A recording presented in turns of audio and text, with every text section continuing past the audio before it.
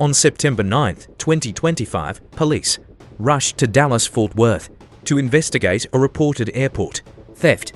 Officer Sides contacts the victim, asking her to explain the situation. He keeps things professional.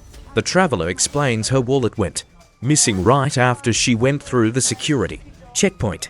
But there is a major delay in her timeline that seriously complicates the whole search. Why?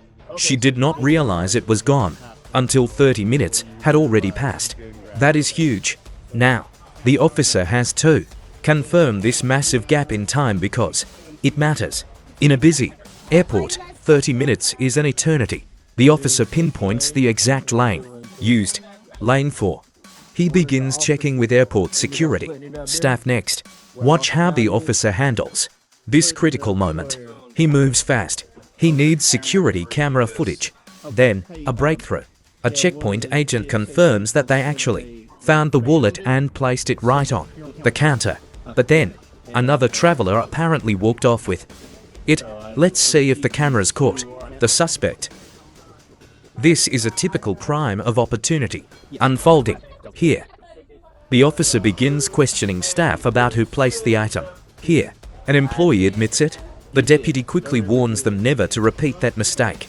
Leaving a valuable watch out like that invites theft, so he advises securing it safely behind the counter. Now, listen. Indeed, the deputy asks exactly when the item was left unattended. Any idea? About an hour ago. They confirm the timeline. Really? But here is the main security risk. With heavy foot traffic passing through, leaving expensive jewelry exposed like that is a massive gamble. The worker tries to downplay the situation immediately, claiming it is no big deal. They point out it was documented on the invoice. The officer understands, but maintains his point.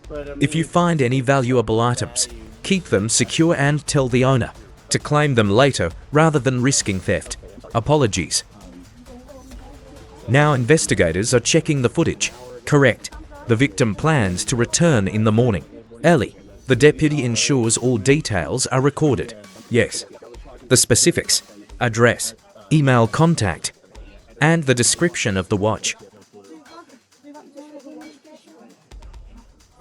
A photo of the item would help immensely now. Next, he requests their home address to complete the official paperwork.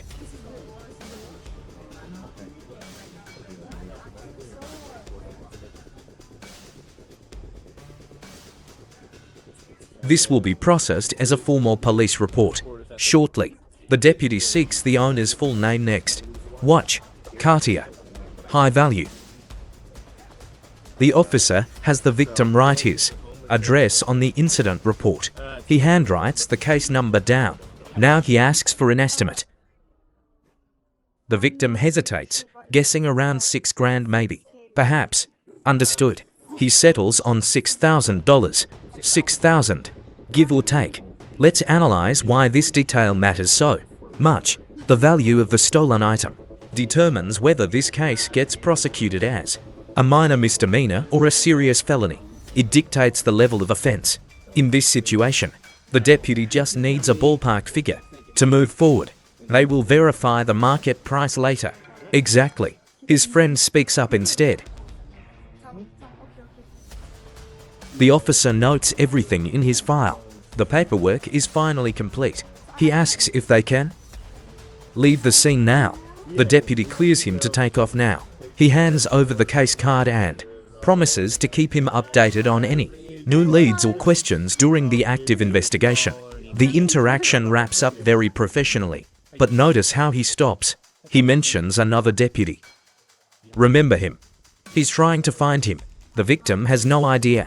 The deputy decides to check the terminal next. Let's see. He asks dispatch to meet at gate 16. The suspect was last seen near gate 16. Let's move.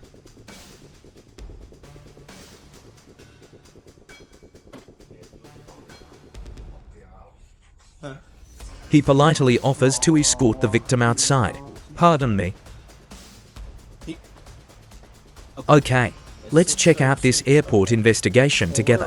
Officers are heading toward the airplane. They need to intercept a passenger. He reportedly stole an item at security. Now they are boarding the plane to make contact.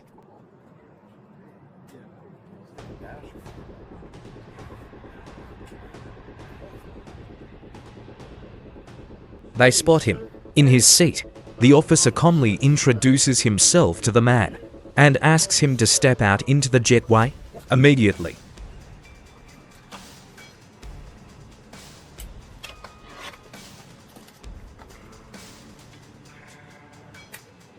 He must grab his luggage. This ensures he does not leave any evidence behind. On board,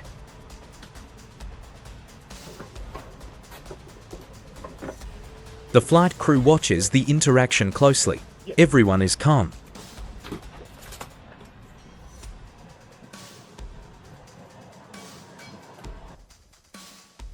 They lead the traveler away from other passengers. The officer wants to question him in private. Let's analyze his behavior during this next exchange.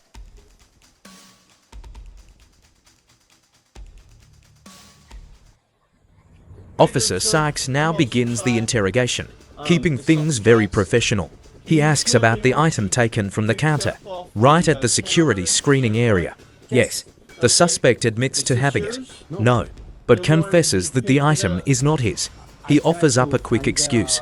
Pointing to someone, the officer stays focused. The man starts stumbling over words. Notice how he completely avoids answering directly and kept walking. Why? He knowingly took property that was not his, which is the core of the issue. He admits this fact again.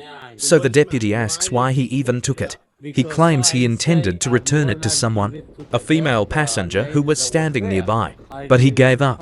The deputy immediately spots a massive flaw here. Why not give it to staff? We can clearly see his defense falling apart. To the owner, allegedly. That is his main defense. But did he actually seek her? He claims so. Yet his story is shifting quickly. The officer defines this as theft. Stealing. Plain and simple. He acts confused. Trying to backpedal. Denied. Taking someone's property is illegal, regardless of his intentions. The excuses start. But law is law. Indeed. Watch closely. He tries downplaying the entire situation. The cop is not buying. This is clearly theft. So why did he board the plane with it? Why skip the airport security checkpoint entirely? That immediately breaks his alibi. He claims it was just a careless mistake, supposedly searching for a lost and found. But his direct actions tell a different story. The officer remains extremely skeptical. The victim sits nearby, yet he made no effort to help. Why? Notice how defensive he gets now. She actually has photographic proof of ownership. Already. Busted. Now he acts defeated and tries negotiating. It's over. He stammers for words. He realizes he is facing real handcuffs. Exactly. The excuses have run dry. Listen to his panic rise. The harsh reality is finally setting in. Now, he has nothing. Busted. The deputy gives him a chance to cooperate early. He demands all the stolen items right now, immediately. The suspect complies quickly. Very polite. He tries playing it down, but the officer is not buying his story. The apologies start flowing. The deputy lays out the evidence clearly. Regret sets in instantly here. He chose to walk away. A full admission. Let us watch how he changes his tune. He is totally trapped. He agrees. No excuses left. He stammers, trying to explain. His story makes absolutely no sense. More begging. The law does not care. He admits his guilt, but still tries to justify it.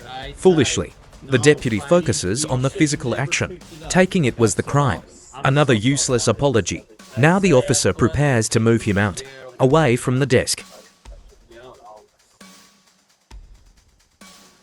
He complies. They need to recover the stolen watch first. The deputy alerts the rest of the team. Immediately, they begin moving through the airport. His partner asks for details. They need to coordinate the intercept. The suspect is heading near gate 14. They move to cut her off. Checking in. Slight confusion. Everything is set. He hands over the recovery. A tense confrontation. Suddenly she forgets her code. A very convenient excuse. The classic stalling tactic. The officer heads out to return some stolen property. Watch closely.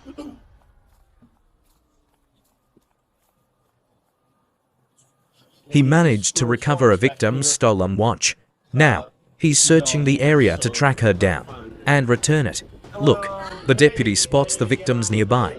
He approaches them directly. They are visibly startled, but he immediately delivers some incredibly good news. The stolen watch is safe. Incredible. He hands over the recovered jewelry right there. A huge relief.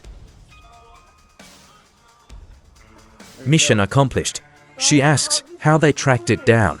The officer explains they caught the thief. She is shocked. Now, listen to the suspect's excuse. It is unbelievable. The thief claimed he was trying to return it, but the deputy easily saw right through that lie and arrested him. Absolutely. The family is completely stunned. They appreciate the update. The suspect is being booked into jail. Justice is served. They are grateful for the help. The deputy checks to confirm details. Correct. He stands corrected. An elderly suspect. Satisfied, the officer prepares to clear the scene. He signs off. Perfect. Another bystander asks for a recap. The officer repeats the swift resolution.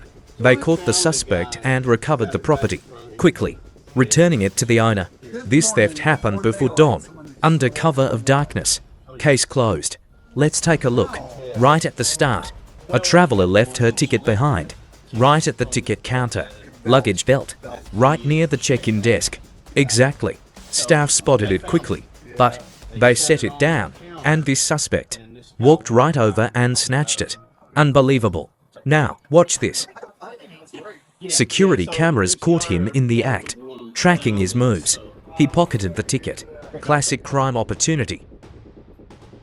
He starts apologizing now, stuttering hard, but the officer is not buying it, pointing out he is only sorry because he got caught.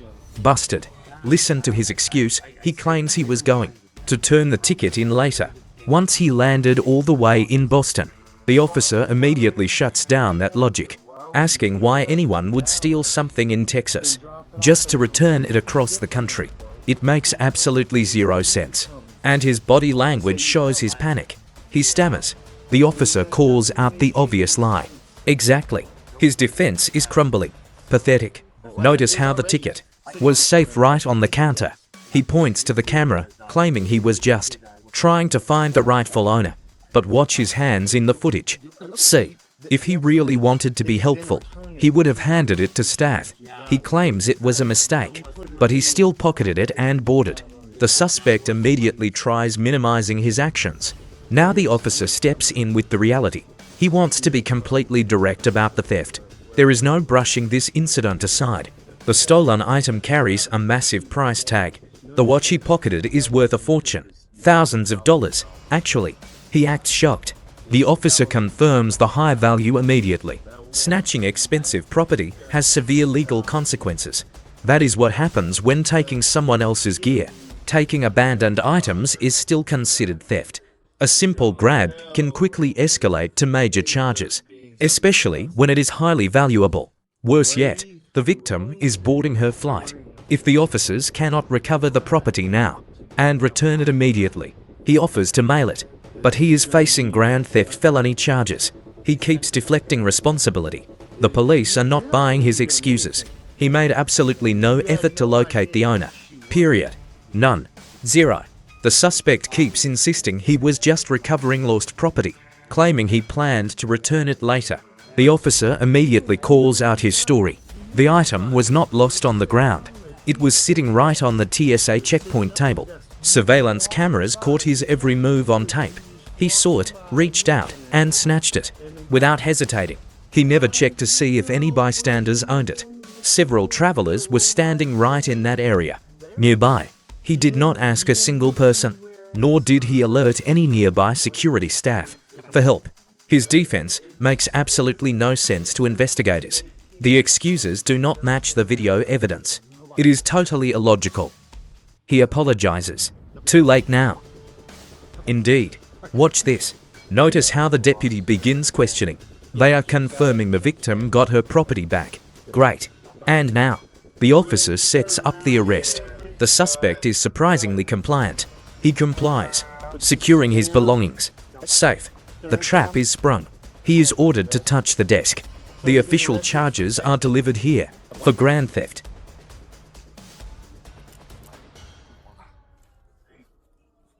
Instant shock. He claims the metal hurts. Tight. The deputy adjusts the cuffs safely. Nicely done. Ready for the cruiser. He was ultimately charged with felony theft. How did the officers handle this? Let me know below and subscribe. Thanks.